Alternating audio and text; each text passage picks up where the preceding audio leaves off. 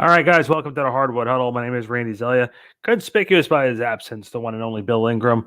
Bill is off on assignment this week. So, what we have is me just sort of taking you through and welcoming in some guests from last week. We did a pre All-Star game chat with multiple members of our staff, Eric Webb and Adam Teich, and they are going to talk about the second half of the season. Check this out here. Again, you can find the Hardwood Huddle on all podcast platforms at backsportspage.com. Check it out now.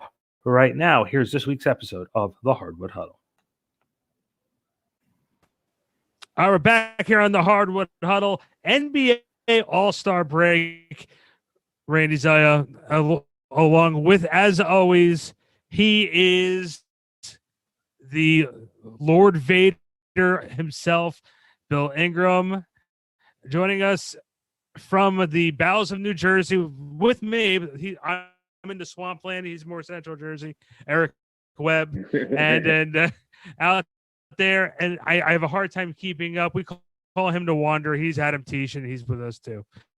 And so, guys, it is NBA All-Star break. And look, if I would have told you guys in the beginning of the year, the storylines that have developed up to this point, such as Blake Griffin now being a free agent and can sign anywhere he wants, Anthony Davis on the shelf, though I'll get to that in a minute. I have my own opinion on that.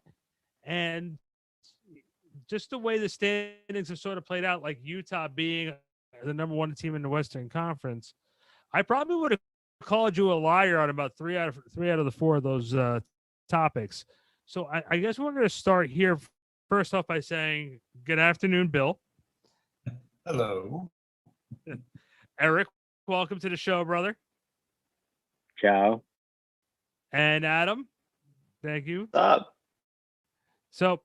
So we will start with Blake Griffin, and Blake Griffin taking a contract buyout, and oh, how the mighty have fallen. I guess that's the way of saying. 1 minute he's sitting there doing photo shoots and having the time of his life, and now he has a hard time finding a team. Dunking over cars. Yeah, for jumping over cars, living that California lifestyle. Then he was in Detroit, and now I guess the sky's the limit if he can get to anywhere of where he was when he was playing with the Clippers. Eric, I'll start with you. What do you think of this Blake Griffin situation? I think it's interesting. Like, I think he's going to be a solid bench player. Like, I definitely don't think he's going to start anywhere. Like, they've sat him since February 12th. And I think if he wants, they're saying the Nets are like the leading team that's most likely to get him. I think probably the Nets, the Bucks, the Heat, or the Suns would probably be most likely to get him. But I think he can contribute wherever he goes, especially because now he's more well-rounded. Remember, he came into the league being just a dunker. So he can do a lot for you, but he has also trouble staying healthy. So it'll be interesting to see where he goes, how he contributes. But I definitely think he should go to the Nets or the Heat, I would say. Bill, you want to jump in on this? Because I know you have a strong opinion about it. Well, I do. And the question I always wonder when you're a player on a bad team, how strong is your motivation to return? Is he really that hurt, or is he fine and just doesn't want to waste his time, possibly get injured on a team that's buried in the standings, the worst team in the Eastern Conference? If he's traded to, or not traded, if he decides to sign with, and I love him in Dallas if he's healthy, but I mean, pick a team, pick a playoff team. He immediately helps Brooklyn. Certainly, he immediately helps the Lakers with Anthony Davis out. He helps Miami. Pick Milwaukee. How about Toronto? They have no bigs. If he's healthy, you can plug him in on any playoff team, and he immediately helps. So to me, that's the question. Is he healthy? If he's properly motivated, in other words, on a team where every game matters, is Blake Griffin capable of being Blake Griffin all-star? Or is he done? Is it truly he's lost a step? And, I think that's the question. But man, if I'm a general manager right now of any of those teams we've talked about, I'm not letting the phone stop ringing. I'm like trying to call the radio station to be caller number 10 for the tickets. I'm calling until I get. Adam, chime in, please. Yeah, I mean, I hate to be a broken record, but with Blake's game now, he's transitioned from the player we knew him as a younger guy, where so much of his talent was reliant on his athleticism. Now, as he grows older, more of a shooter, more of a playmaker, and that's not necessarily as tied to your physical health as his skill set was. For me, I have to take just a tiny bit of pleasure in this, growing up a Golden State Warriors fan, hating those Lob City Clippers. And there are a couple of fun wrinkles I want to bring up. Eric, you brought up Phoenix. Is the world ready for a Chris Paul, Blake Griffin reunion? Are they going to that's what I was thinking. Sing Kumbaya, gather around the campfire? They hate it. And also in the Shams Woj tweet that came out, one of the nerds, myself included, I noticed the Warriors listed as one of those teams that was at least tempted to make a play for Blake Griffin. And I don't know, as someone who's been a lifelong Warriors fan, I don't know if I'm ready to see Blake Griffin in the blue and gold. That is going to be flat out bizarre to me. Yeah. I'll tell you three teams in my head that really make a lot of sense. One of them would be the Dallas Mavericks, because again, it's low risk, high reward. I wouldn't rule out the Boston Celtics, just because they were trying to get him before. Look, you look at what's going on with there. Tristan Thompson has drastically underperformed for them. They really don't have a big, so anything you're getting out of him seems to work. And then you look at some of those the teams, the outside shot teams. Take a look. You don't tell me the Pop wouldn't mind having a healthy Blake Griffin. Yeah. You know what I mean? Like, there's so many different options, but the key with Blake too is the same thing we've always said about Amari Stoudemire. It took Amari Stoudemire to miss a whole season with a knee injury for him to start developing a jump shot. Blake Griffin, who's an older player, has expanded his game a little bit out now, where he does have a little bit of more of a jump shot than he did when he first came to the league. But he's still, when motivated and healthy, can be one of the best rebounders and one of the best games in the paint we have. He can easily be a 20 and 10 guy yet again if put in the right situation. So it's going to be very interesting to see how this whole thing develops over the next few days, which is going to lead, we're going to transition into, we are going to be right around the trade deadline once we get out of the All-Star break. And look, Andre Drummond sitting there counting his money in Cleveland. A lot of other teams are looking to make moves. I know, this sort of came from and source. I always like to do a source because everyone thinks that they're a source now. Right. The Nets and the Cleveland Cavaliers almost had an agreement a couple days ago for Andre Drummond. And look, I think Andre Drummond wants to stay in Cleveland? Absolutely not. Do I think he can contribute if motivated? Absolutely. So my question will start with Adam. Is A, what do you think the market is for Andre Drummond? And B, do you think at this point in his career he can actually be a contributor to a team that needs a big man? Well, I think the market, it's not non-existent, but it's pretty close. I mean, he is not really, Drummond that is, he's not really expanded on his skill set from last year. His numbers aren't necessarily eye-popping. And if you look at the price that Cleveland paid to get him, it was like a second-round draft pick and a bunch of guys who are pretty much no longer in the league. So I Coke can't and, imagine the market's grown.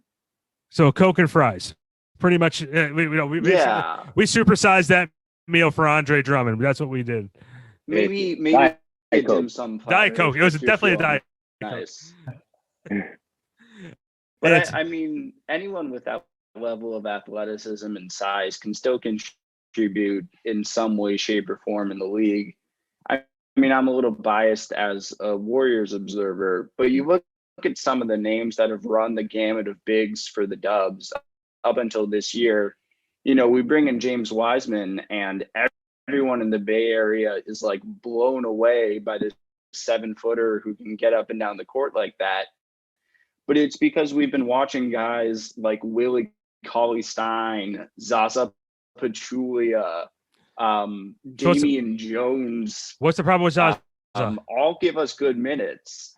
And Andre Drummond just physically is way, way, way more gifted than any of them, maybe all of them combined.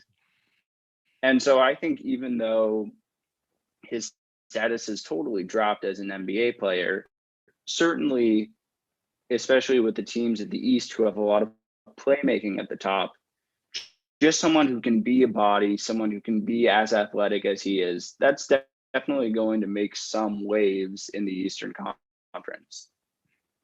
I can't believe you took a shot at Zaza.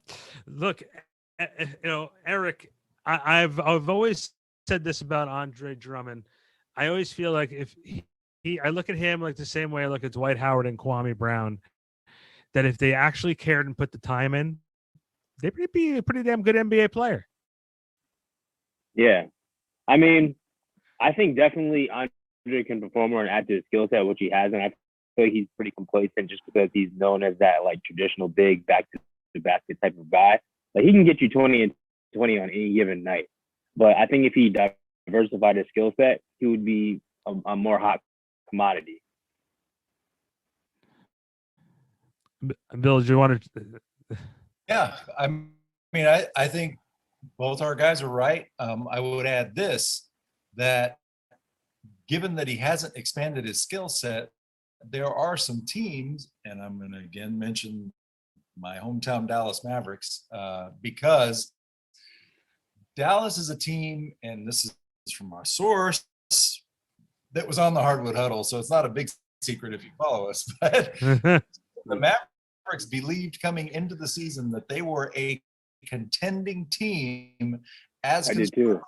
with no tweaks, and they are not. And I didn't agree with that. I thought that was an extremely optimistic viewpoint because not because of Luka. I mean, my God, Luka is the best. I call him the best player in the league. People talk about LeBron, Steph. There's so many great players, but Luka Doncic is just a wrecking ball on the court.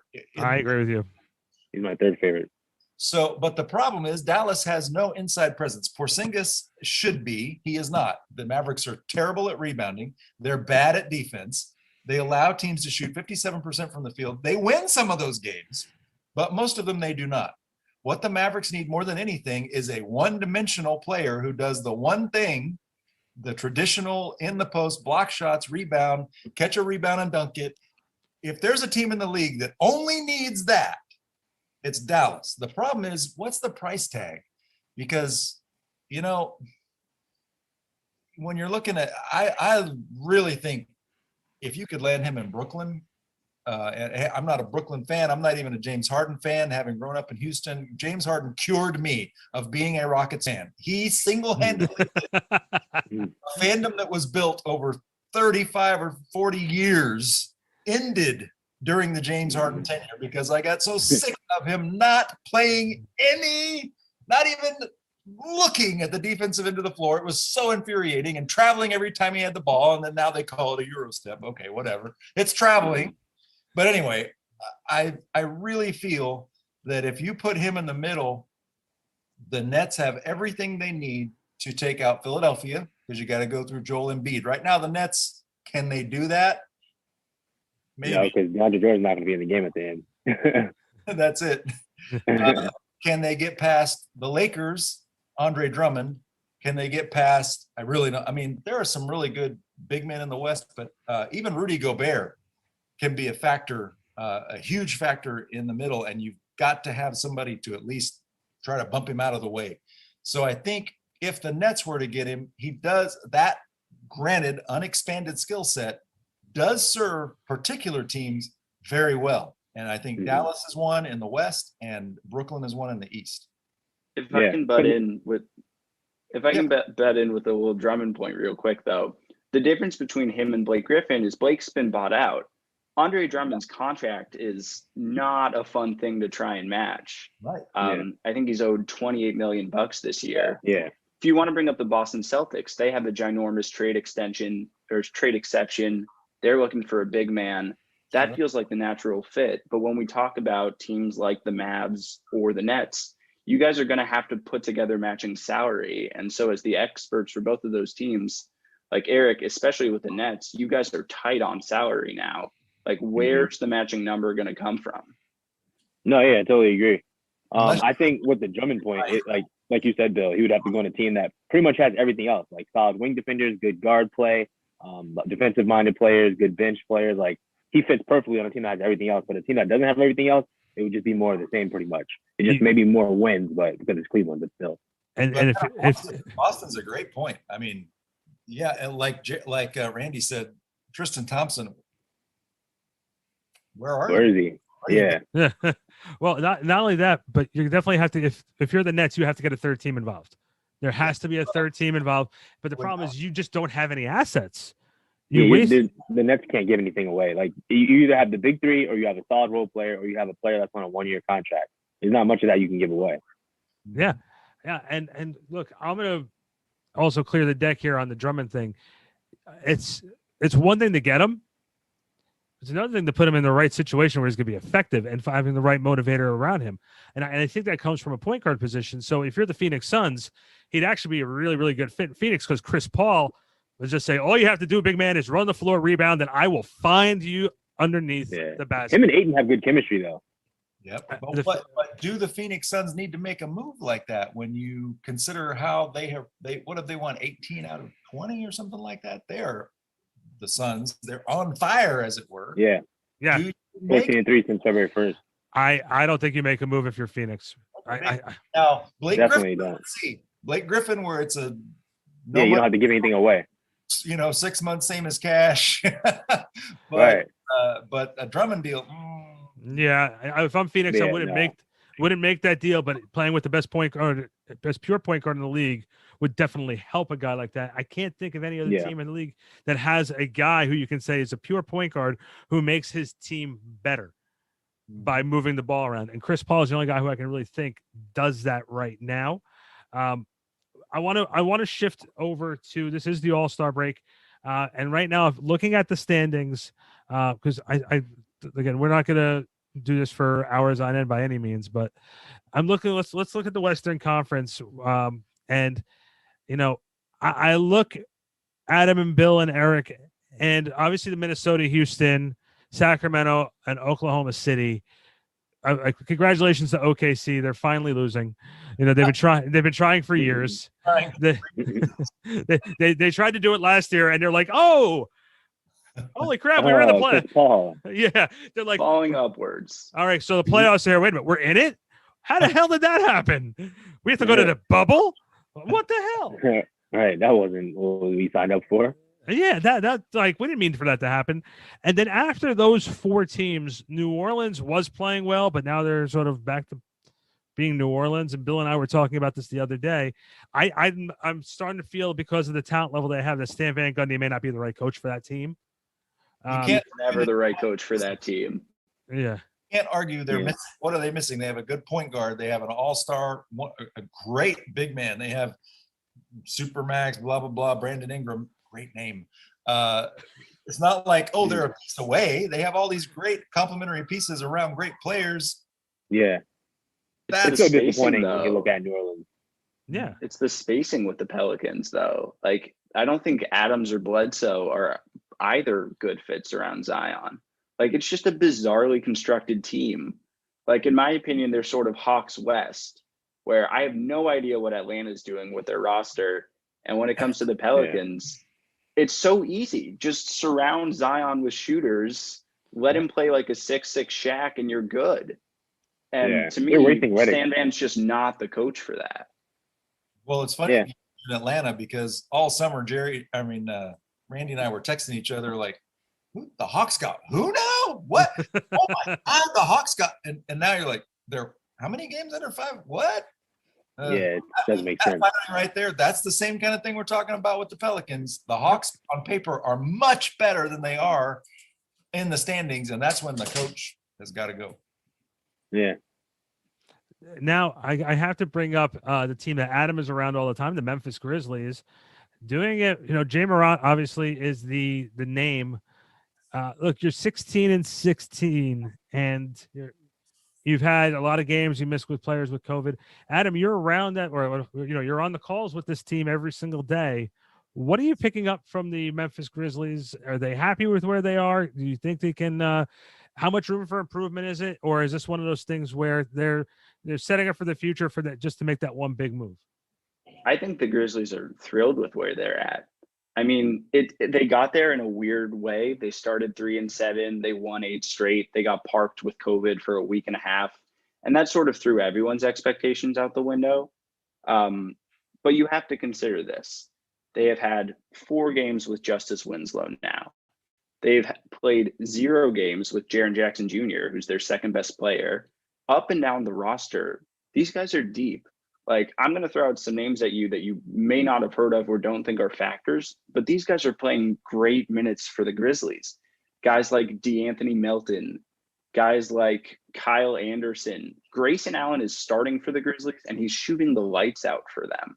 And they're doing this all having to start 10 different lineups. They're missing some of their best players, but they're rounding into form. I mean, they just barely lost to the Milwaukee Bucks last night. It took a Drew Holiday miracle push-off game-winning buzzer-beating shot to sink them.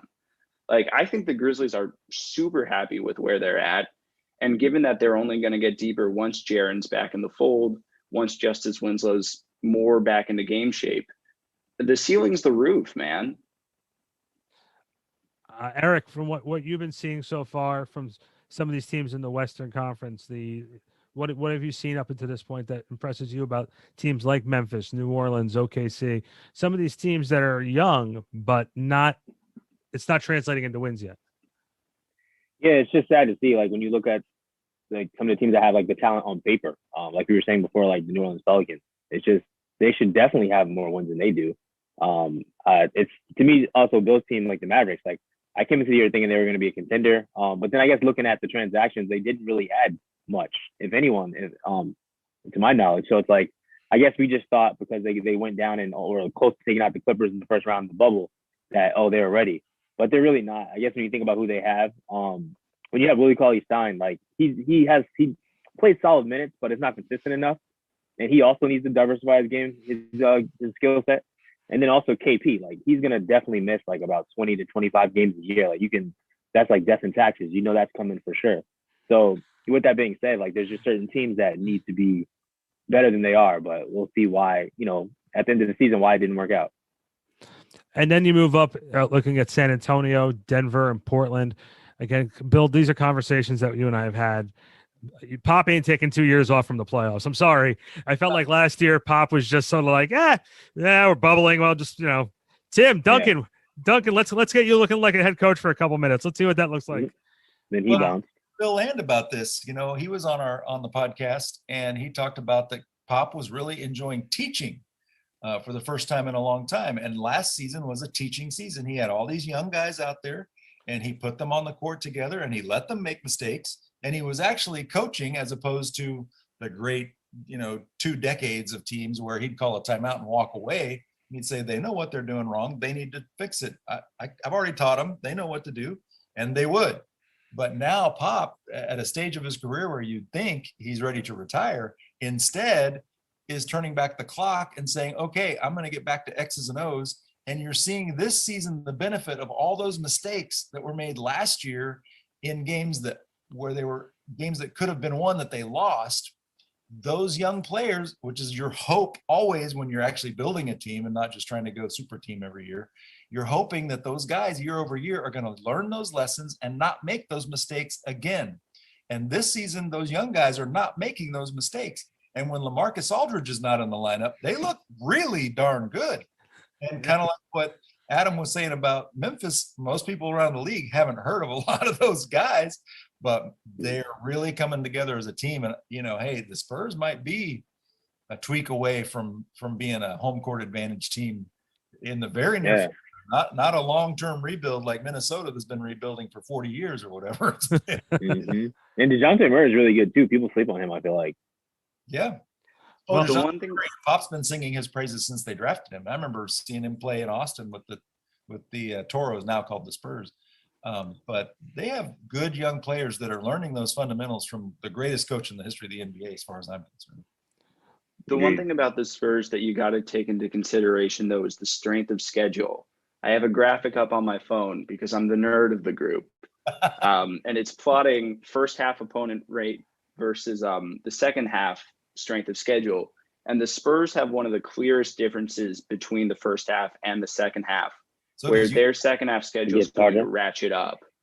So they're going to be put to the fire. And the fact that they're only they're 2 games above the 10 seed, we could be singing a very different tune in just 10 games if the Spurs kind of get trounced by the schedule a little bit. I do want to say, though, Keldon Johnson is that dude. I know, second-year player out of Washington, late 20s. Not a lot of people know him. I am buying all the Keldon Johnson stock I can. It's like GameStop to me. He's like Blake Griffin. He's Mr. just going to own the rim. That guy is something else. Let's look at the rest of the Western Conference here. You have Utah 1, Phoenix 2, Lakers 3, Clippers 4, Portland 5, Denver 6, San Antonio 7, Dallas 8, Warriors 9, and Memphis 10. I think we can say, maybe if New Orleans can make a run in the second half of the year, maybe they can sneak into the fold. But you're looking at those 10 teams. Out of the top 8 teams, if I had to go down the line, we'll start Eric, Bill, and Adam. Who's not in those when the Warriors and Memphis taking a spot? So I'll go over again in order: Utah, Phoenix, Lakers, Clippers, Portland, Denver, Spurs, Dallas, then the Warriors and Grizzlies looking on the outside. If I had to say which of those 8 teams would fall out if the Warriors or Grizzlies were to find their way in? Oh, easily it would be the Spurs and the Mavs. Spurs and the Mavs. You think those? Are I wouldn't be surprised if the Mavs just slightly missed it and might qualify for the play-in, but don't have to look on the outside looking in the playoffs. Bill, I completely agree. Dallas, and again, this is the team I follow the most closely since the Rockets have been really terrible since Christian Wood had that really bad ankle sprain. They've just been unable to even look decent on either end of the floor. But Dallas, really one significant piece away. I mean, they're not a tweak away. They're a Brandon Ingram type. They're Andre Drummond. They're a significant piece away. And when you look at the way, I think Golden State, they got guys banged up, and Steph is carrying them across the finish line more nights than not. If they can get healthy, I could see Golden State taking Dallas's spot. Now, your strength of schedule argument with the Spurs is a good point, but I will take Greg Popovich. I don't think the Spurs are going to miss I think those guys will come together and they will make the playoffs, even though, hey, strength of schedule matters. The Utah Jazz had the hardest first half of the season. They have the highest point differential sitting at the top of the Western Conference. Those things do matter. But if my gut tells me San Antonio's not missing the playoffs. I wouldn't be surprised if Cousins joins the Mavs, actually. DeMarcus Cousins, he's still out there. Yeah, but Yeah, and hey, Rick Carlisle is if anybody can take a player who's struggling with the mental, the issues that DeMarcus Cousins struggles with, if anybody could take a player like that and make them fit and play well in a system, it's Rick Carlisle. Yeah. Adam, do you want to chime in? Man, we are just throwing out all the former Warrior bigs today. I was not prepped for Willie Cauley-Stein discussions on the pod. I will say, having watched extensive Willie Cauley-Stein film, my knock on him was that like 3 out of 4 games, I don't know if you've ever seen the Kevin Durant movie Thunderstruck, where Kevin Durant and the small child switch basketball abilities for a day. Yeah. And 3 out of 4 Willie Cauley-Stein games, it's Thunderstruck, but it's me switching basketball abilities with Willie Cauley-Stein. But then you have the 1 out of 4 games where he's really good. That's the experience there. I'm going to be a little contrarian. I think the Mavericks stay in the playoffs. I think the Spurs get booted by the Warriors. But with Dallas, I like to be a little bit more analytical than this. I'm a nerd. I'm a math major. I don't have any stats to throw at you. The only thing I can really say is that when I look at a team like San Antonio, it feels like almost everything has gone right for them. Well, Marcus Aldridge is the one exception there. With age, it feels like Father Time's finally catching up to him. But with Dallas, they are the flip side of that. It feels like almost everything that could go wrong has gone wrong for them. Guys like Dorian Finney-Smith, who are normally good shooters, I think Dorian's shooting like 32% from 3 this year.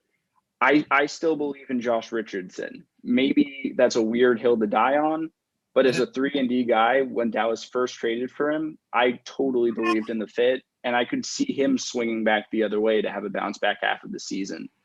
When you look at so many things have gone wrong for Dallas, but they're still in the 8th spot, maybe it's me being a little pointlessly optimistic, but I think if a couple of those things start swinging positively, we have a good team in our hands. With the Warriors, I think they bump out the Spurs. You guys did really well to mention that the lack of depth has sort of caught up to the team so far. One of the things that I want to throw out there is when Klay Thompson went down for the year, the Warriors were provided with a designated play or disabled player exemption. And that's an $8 million block of salary that we can use in a trade or to sign free agents. And that's going to be a major advantage down the stretch when guys like Blake Griffin got bought out. Teams like the Nets and Celtics can only throw a minimum deal at him, whereas the Warriors can swoop in and say, hey, we may or may not have a starting spot for you, but we can offer you $7-8 million. And maybe not for someone like Blake Griffin, who signed a humongous deal with the Clippers, but with another one of those buyout guys that's looking for a good role and the right money. I think the Warriors have a unique set of tools in their box to position themselves to scoop up a couple players. You're 100% right. And I'll throw my my one team here that we seem not to talk about. Well, Bill and I have talked about it. Listen, I like the top 4 of the West. I think they're going to mix around a little bit. And Portland, if they get healthy, they're dangerous. And obviously, we're talking about the 2 Texas teams. But listen, Denver has had the same unit now for the last few years, and I think they've gone as far as they can go. Jokic can only carry a team for so long. Murray's inconsistent. I don't like Denver's chances of possibly staying around, especially if the Warriors and the Grizzlies both keep playing well. Denver has not shown to me, yes, they're 21-15, but Denver has not shown me that they have anybody who's going to help them take them to the next level, because yes, they lost in the conference finals against the Lakers last year. I get that aspect of it, but I think they didn't win that series against the Clippers. The Clippers lost that series. The Clippers gave that series away, and Denver was in over their head. I don't think that this is a team that can go much farther than what it has, and it might be time to blow it up unless they make a significant move to get more talent around Jokic. Otherwise, look, I totally believe that the Golden State Warriors are going to get more healthy and make a run and make it in the playoffs. I think Pop is too good of a coach to let this slip away. And I actually think that Dallas, now that they have Porzingis back in the lineup, because he was missing for first portion of the season. That team is starting to come together well. I watched them against that win against the Irving and Durantless Nets. But you look at that team, that's a team that feels like they're coming together. I'll be honest, 100% honest with you. I just am not buying stock in Denver at all. It's I look at that team like Trump Towers in New Jersey just went to the ground. They just blew it up. I think it's time. I just think it's time. Let's jump over to the Eastern Conference. Eric, you and I are over here in the East, and I really don't want to waste time talking about Detroit and Orlando, except for the fact that the only thing I'm going to say, I feel so bad for Stephen Clifford because he did so well the last couple of years, made the playoffs. Yeah. The Cleveland Cavaliers, look, our own Jordan Baker has been covering them all year round. They're just a team that they can't get out of their own way. Russell Westbrook is begging for a trade. He's sitting there saying, "Take me somewhere." Bradley in triple-double mode. Yeah, and Bradley Beal is doing great in Washington. He's leading the league in scoring, but that's a big fish in a little pond. I bet you if he goes somewhere else, it's not really something to talk about. So you're looking at the three teams outside looking into the top 8. Atlanta, which we've already talked about, they won the offseason. Way to go, Hawks. The Indiana Pacers, which they're showing that Nate McMillan was a great coach for that team, and now they're sitting home. And the Chicago Bulls, which they're too young and they just don't know any better. So Eric, I'll start with you. Those three teams, the Hawks, Pacers, and Bulls, who can go on a run here? Definitely the Pacers. Even though the Pacers are like destined for like the first round exit, as they always have been for a while now, I think they're more poised than the Bulls or the Hawks. For sure. Bill? Well, I agree. I'd say the Pacers, but I that's number one. But 1A with Atlanta, I think I love Nate McMillan. I got to know him quite well when he was the head coach of the Portland Trail Blazers. I saw what he did with LaMarcus Aldridge, Brandon Roy when they were young, first coming into the league. I saw how well that team played. I saw that he is good at implementing, finding the right role for veterans as well as getting the most out of young players. And I know that his first choice was not to be thrown into a head coaching position as we saw in his press conference, but he has the tools in his toolbox and he has the horses in the corral. If he can get those guys going like we thought they would go in the first month of the season, I can see Atlanta doing it. Especially when you've got Trae Young, this guy, he just needs the right leadership is all he needs. He has every tool you can imagine. And when you think about two teams that are currently in the Eastern Conference playoff picture that I think are fakes, one is the Charlotte Hornets. Granted, hey, LaMelo Ball, wonderful. You think a rookie is going to get you into the playoffs? I don't care how well they're playing. That's a tough call right there. Yep. And New York Knicks, hey, they're doing great right now. They've surprised a lot of people, but are they really going to continue that over the second half of the season when teams are starting to plan for them? Remember how Jeremy Lin was so amazing before the All-Star break? Lin's sanity, he was incredible. And over the All-Star break, coaches sat down with tape. And after the All-Star break, Jeremy Lin was nowhere to be seen. Yeah. Never seen him since. It's because the All-Star break gives teams, coaches, coaching staffs in particular, while the players are off on vacation, the coaches are sitting in their offices watching film, figuring things out about opponents. And I think there are two teams that are going to really struggle after the coaches have had that time to look at tape, and it's Charlotte and New York. I think they're going to solve it. Adam. As for me, I'm gonna give you a detour because my answer is pretty short. We glossed over the Magic just a little bit, and I do want to say I think Orlando is interesting just as movers at the deadline. They have a lot of players that I think would be interesting in different scenarios. I would love to see Evan Fournier on a playoff team. I really want that to happen. He's a walking bucket. Yeah. As for the three teams on the bubble we were talking about, it's the Pacers for me. Let's be real. They haven't had any Karis LeVert games. He's set to come back soon. They haven't had any TJ Warren games. He's set to come back soon as well. And we all saw TJ Warren in the bubble, looking like the second coming of MJ. And Brogdon's a very So good. give me the depth. Give me the Pacers. And I'm a little higher on the Hornets than y'all, but I think the Knicks are set to fall out. They're only one game above 500. Let's be real. The ceiling's not super high for them. And you say that too. And what now? If you look at their top 8, there's one team I just want to spend 2 minutes on, and it's something that Bill and I have talked about in the past. As you know, Bill and I talk a lot, by the way, just in case you haven't been able to pick that up yet. But the Toronto Raptors, man, like Nick Nurse, I got to give him a lot of credit. You know, you lose Kawhi last year, then this offseason, you lose Serge Ibaka and Marcus Gasol. You lose your bigs, and right before they got this major COVID hit, they won 7 out of their last 10, and they really started getting it together. Right now, they're holding on to that 8 spot. I'm assuming once they get everybody back on the same page, they're going to make a run for that 4-5 seed. And listen, you can't sleep on Toronto with what they're doing. Ujiri's heading into the last year of his contract as the general manager of this team. He's proven that he can put a team together. I'm trying to figure out if Toronto's going to go for it or if they want to become sellers and start planning for the future, because it's all going to lead to a first-round exit this year anyway. Well, and Yeah, I think it's a you've got some expiring legs. Yeah. At the top of his game. Yeah. Eric, and I also, when we talk about the Knicks, you and I are up here in the New York metropolitan area, and obviously we'll talk about the Nets in a minute.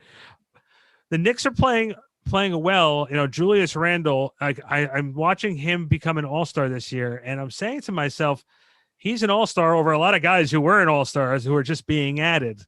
Should we be paying attention up here to the Knicks more than we are, or is it like they're sort of in the right place at the right time and they're during a COVID situation? I think we should be paying more attention. I've been high on Randall since he was drafted, actually. I think he's finally in the right role for him. And he even said the other day he wants to stay at Knicks, so that's good. I think this year they're going to make the playoffs, and I think they're going to make them New York a free agent destination and not Brooklyn. I think guys are going to see what they're doing there and be excited to join it, because the Knicks are known for overpaying people. Like, if Randall doesn't let them overpay him, so that way they can pay other people and get help around him, I think this could be the start of something good. Despite Dolan still being there. Oh, that James Dolan. He's quite the character, isn't he? He's the LVP every year. Should we be concerned what's going on in Miami, that maybe they just got hot last year at the right time? They're at 500 right now at the 6th seed. They started off the season very slow. Maybe they were tired. Maybe they were, just saying, we have 72 games to really get this thing going. We're at the All-Star break now. Should we be concerned what's going on in Miami, or is this one of those things where I think? Go ahead. I mean, I don't think so. I think they're legit. I think they just been also pretty hurt with the health and safety protocols this year too. I mean, that's a lot of teams, honestly. So between that and injury, it's just kind of like hurt teams significantly. And I think they're one of those teams. I think if at full strength, they wouldn't have taken a dip from last year. I agree. They've had injuries. Jimmy Butler missed a bunch of, that's it. It's a question of, will they get healthy over the second half? Because if they're healthy, I think they're dangerous. I don't think they're top 3. They might be number 4. I think. Yeah. Well, I don't pick them over the Nets, though. And listen, that's a team that where if Blake Griffin has something left in the tank and he goes to Miami, he can change the fortune of that team, because it really does it takes pressure off of Tyler Hero. It takes pressure off of Robinson. It takes, pressure off of Bam. And obviously Jimmy, but Jimmy wants that pressure, but putting Blake Griffin with him, and he can contribute anywhere between, 18 to 20 points, because that's what Blake is capable of doing still. I'll tell you, that would be very interesting. Miami is a team which we don't talk about those buyout free agents going to. Miami is something to talk about. We're running a little short on time. So we have the top 4 of the Eastern Conference. Bill has heard me complain about this for the longest of times. We'll start with Eric, go to Adam, and then go to Bill. I think Brad Stevens is on the hot seat. I honestly feel that way, because last year was his 3rd opportunity at the Eastern Conference Finals. He couldn't get over the hump. And when he took this job, Tatum and Jaylen Brown and some of the other players on that team, Marcus Smart, were all babies at that point. and they were very, very young players. Now that they're growing up, Brad Stevens is a heck of a college coach that can translate the game to younger ears. Now, these guys are getting older and understand what the league is about. Stevens' voice might be getting lost in the shuffle. They're 2 games above 500 in the 4th spot. Again, I understand COVID protocol. I understand some of these different situations, injuries, blah, blah, blah. 7-12 on the road, 12-5 at home, 7-12 on the road. I have a hard time thinking that if they don't make the NBA Finals this year, Brad Stevens might be out of a job. Eric, start with you. Yeah, I can see that. I think he's been on the hot seat for a while. Just the way that they collapsed in the bubble last year, I didn't see that. Like as you know, I had them going to the final because I knew Toronto wasn't going to do it last year in their first year without Kawhi. And to me, it was their games to lose, and they lost them. So I think he's definitely in the hot seat. But I think he can still coach in the NBA. I think there's definitely some teams that would still like his services. But much like Michael Malone on the Nuggets, I think he's also on the hot seat, and that's just like an unfortunate situation because the West is so deep. So I think it's one of those things you have to look at the situation, the conference, and all the teams that they play, and just things that didn't work in their favor. For me, thinking about Stevens, I'm just like, who are they going to hire that's going to be a net positive there? Good coaches are at a premium, and I think all of us would agree that Stevens is a good coach. I don't know who's out there that makes the Celtics all that much better. I honestly just don't think their roster makes a whole lot of sense. Even with Marcus Smart there, I don't think they can play their 5 best guys all at a time together. And that's been a flaw of theirs for years. I mean, we've spoke about Stevens sort of getting the Celtics to the brink. Like, he's gotten them to the Eastern Conference Finals several times. In 2018, they were 1 game away from having the honor of being swept by the Warriors in the finals instead of the Cavs.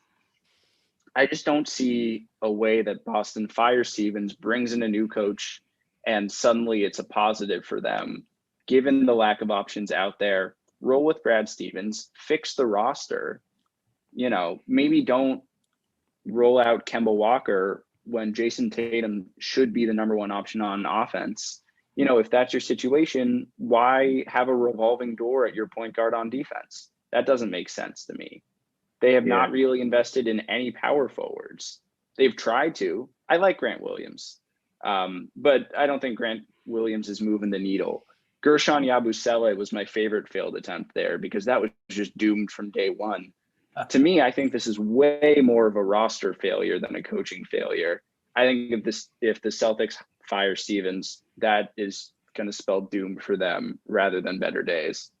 Yeah, and just one thing I want to say real quick before you go, Bill, is I think, but the whole thing about coaching, to me, they don't function off of logic in terms of how teams hire and fire coaches, because like they can know there aren't that many better replacements and still fire the coach. Like they don't look at the whole like grand scheme of things, and when they're hiring and firing, I think, and that's going to affect them if they do that and fire Stevens. And sometimes it's easier to fire a coach than to fix a roster sometimes.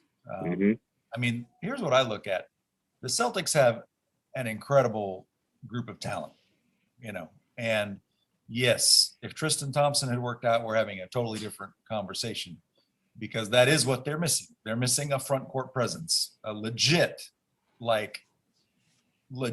front court presence. And right now they don't have it. Is that Brad Stevens' fault? No. But if they fall well short of the finals, if they lose in the first round, is Brad Stevens gone? I would bet money on that. Not because it makes sense, not because they're going to find a better coach. Yes. Hey, Mike D'Antoni's sitting on the bench. There are George Karl might that kind. If you could get someone who has that kind of respect level, resume, that players are going to be like, oh my God, George Karl. He coached Gary Payton, Sean Kemp, like Carmelo, somebody like that. I could see it. I could see that. But if the Celtics lose in the first round, the first thing I expect to come out of Danny Ainge's office is the firing papers.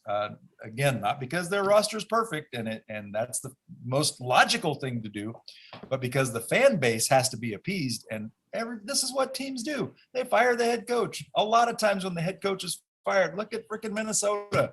Oh, really? Saunders was the problem? Oh, well, that's fixed now. That made no sense. But with a team like Boston, where you have a window to win a championship and you've got players that are ready, that look ready to the fans, and they don't do it, the easiest thing to do right off the bat is fire the coach. And I do think that's what happens. Yeah, and I think also demeanor. Oh, sorry. Go ahead, Is it Eric. ready? Go ahead. I was gonna say I think demeanor plays a role in it. I think that's like a very underrated part of how coaches get fired. Like Brad Stevens is like the most calm, cool, and collective guy. And so like if they're losing and he seems like he has the same pace when they're winning, they're definitely gonna get rid of him. Not to like kind of go on a tangent here, but it's kind of like with the Steelers. You know, Mike Tomlin, like he's never won less than 8 games during his tenure there, and I think that's played a role in why he's still there. If they lost less than 8 and he had his same demeanor, they'd be like, this guy doesn't care. He's not motivated. He's not passionate. So I think that plays a role. And I also think one thing we're also leaving out with Boston too. And again, Bill and I remember this, the last year that LeBron was in Cleveland that they made the finals and they beat the Celtics in the conference finals. I'm sitting there saying to myself, man, Cleveland has no inside presence. Boston just has to go to the basket and win. The Celtics are a very three-point shooting team, very happy three-point shooting team, where if they just go to the basket, they're going to have more success. They seem to not do that, and it makes more problems for themselves. And that right there is part of the coaching. If Brad Stevens wanted to cut that down a little bit and stop, lay off the jump shots and go to the basket, they might have a little bit more success. Real quick, I want to transition to the final 3 teams, the Milwaukee Bucks. Look, I get very frustrated with Milwaukee. I think Giannis likes to shoot threes, but if he takes a couple steps inside that 3-point line, he struggles like it's no one's business. His athleticism is going to only take him so far. And this Bucks team it's not, again, 14-5 at home, 8-9 on the road. My biggest issue with this team is this is not the right mix of players. They're missing. Last year, they filled up with veterans. It didn't work.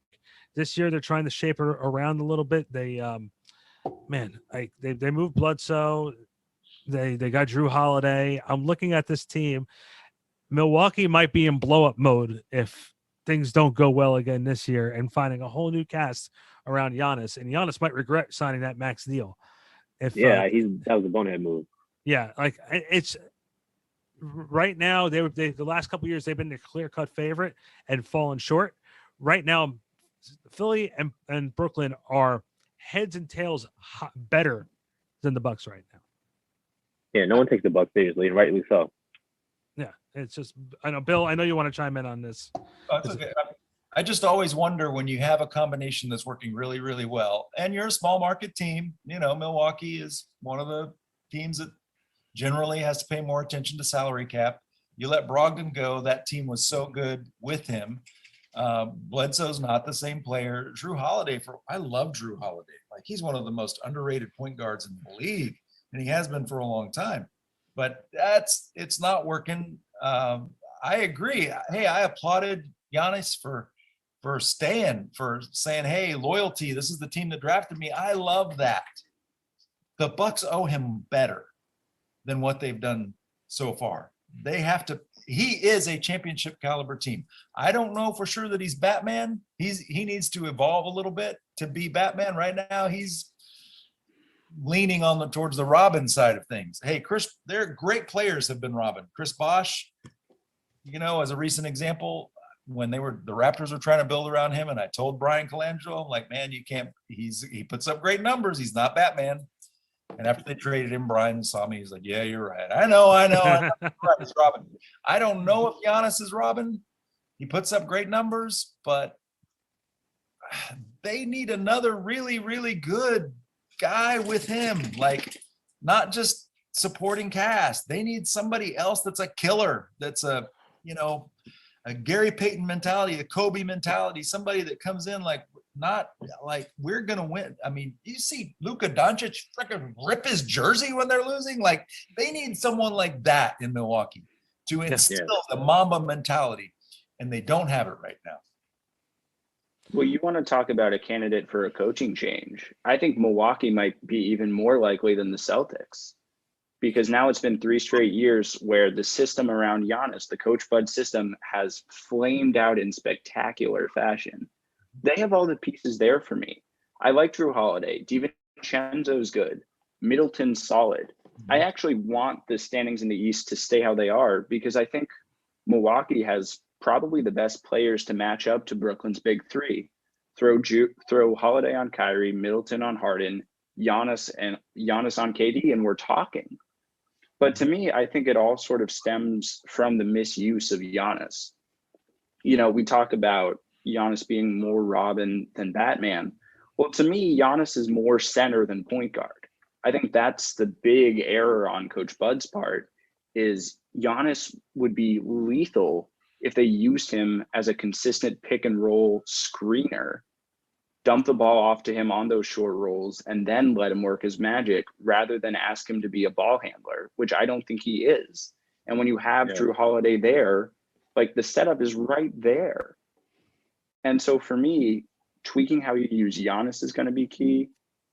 And then finding a better system is going to be the end all be all for Milwaukee, because with all the assets they gave up in the Holiday deal, I don't think the market for Middleton's that great. Like, I don't think a blow up for them is realistic. I actually look at him and Ben Simmons in the same light. I think if these are two players, if they've had an inside and out game with a jump shot, drastically different players that can make all the difference for a franchise. But they still both got paid significantly, and without having to add a good jump shot to their game. So it's kind of like they might be figuring, I'm already paid. Why am I adding anything more to my game? But at the same time, they can't be angry when they don't make the finals. Or post game. That's the thing with Giannis and Simmons. Is for me, if you want to create shots on offense, find a way to leverage your physical gifts. When it comes to shooting, like I can be a good jump shooter. Steph Curry can be a fantastic jump shooter, but that doesn't leverage any of their athleticism. With Giannis and Simmons, they're both freaks. I mean, that's Giannis's nickname, for Pete's sake. So for me, even more paramount than shooting, I think if they were consistent threats out of the post, somewhere that leverages their unique blend of size and speed, I think that would be even more important than developing a jump shot. That's game over for defenses right there. Mm-hmm. And guys, let's wrap it up with the last two teams here, the Philadelphia 76ers and the Brooklyn Nets. Eric, I know you have a very strong opinion about the Brooklyn Nets. So far, so good in the Big Three era in Brooklyn. Definitely, yeah. I think if they add one more piece, they can really go. They can just. It will be easily for them, I think, to go past the Sixers if they add another piece. It's going to be hard because of Embiid just going to work in the post, and like I said earlier in the show, with DeAndre Jordan is not going to be in the game late in the game because we know his free throw shooting troubles. So with that being said, if Embiid's going to go to work in the post, or if he stands outside around the 3-point line like he likes to do, then maybe the Nets will be an easier pass for them. But if not, then I think that's going to be problematic for the Nets, but not so problematic that they can't get past them. I think the Sixers are very underwhelming, even though they've had a great year in terms of what they do in the postseason. So like maybe this will be the first year they prove us wrong, but it'll be definitely the most exciting series to see. I think even more so than the Lakers and the Clippers in the Western Conference Finals. And I also want to add something to that too. You said the Philadelphia 76ers are a little underwhelming. I think the key player for them, it's not Ben Simmons and Joel Embiid. It's Tobias Harris. I got to tell you, he is the best. I would think one of the best two-way players in the NBA. He works hard on defense. He's great offensively. Bill and I have definitely praised him.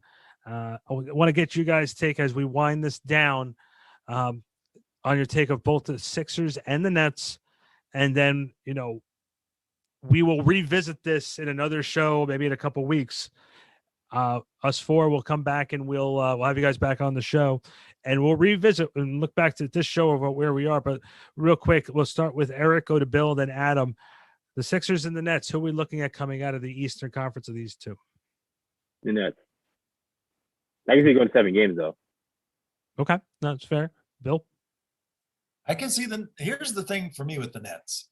If Kyrie Irving continues to play out of his mind the way he's been playing with KD on the shelf, I'll take the Nets, even if it's Philadelphia, because you add KD to that mix. If you have 3 guys playing like superstars, you're coming out of the East.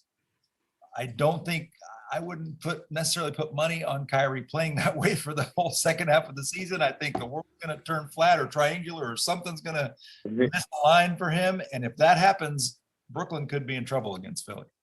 Yeah, he'll miss about 10 more games, I'd say. So in fourth grade, and I promise this is going to be about basketball. In fourth grade, I had to make a bridge out of like toothpicks and I think it was like glue or marshmallows or something like that. And one of the things I learned there is if you don't take time to invest in building the foundations of your bridge, everything is going to crumble. And the Nets, as much talent as they have, their toothpicks are very prone to breaking. Kyrie Irving's injury prone. Kevin Durant's blown my socks off this year, but he's coming off of the most difficult injury to come back from. And I have to say the injury karma is there for Brooklyn, where they're going to have to be very careful to keep their guys healthy. I think that's probably the route for the Sixers is one of KD or Kyrie going down. That sets the ship on fire for Brooklyn. And the Sixers are full of dudes like Danny Green, Seth Curry, Matisse Thybulle. I was high on 3 guys in the draft. It was Tyrese Halliburton, check. Tyrese Maxey, check. And admittedly, my third was a miss. I really liked Tyrell Terry, who hasn't really played minutes. But Bill, you're going to see plenty of him on the Mavs. Like the Sixers are deep. They have a lot of good contributors. And if Brooklyn's bridge starts shaking a little bit, I could see Philly swooping in and taking advantage. Yeah. The only thing about Philly, though, I would say they have a big 2. And that's because Tobias Harris and Ben Simmons are both a half a star. I don't think either one of them are a full star. So with Embiid and then those guys making up for it. Are you kidding me? Yeah, Embiid's a star, but Simmons I think is half a star and Tobias Harris is half a star, I would say. And if we're going to get all of them at full strength, then maybe it would be more interesting, in my opinion. Well, guys, we are against the clock and we got to go real quick. We'll go Eric, Bill, and Adam. Let everybody know where they can find you guys on social media. Twitter, Webb, EWEBBBSP. Bill?